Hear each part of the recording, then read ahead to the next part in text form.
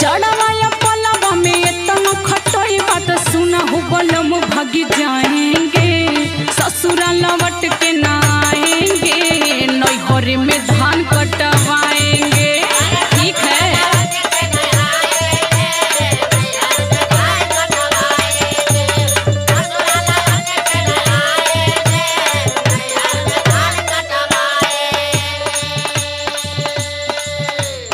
अरे पगली खटाई तो खियाई भी न तनिको देह पर असर ना पर दे।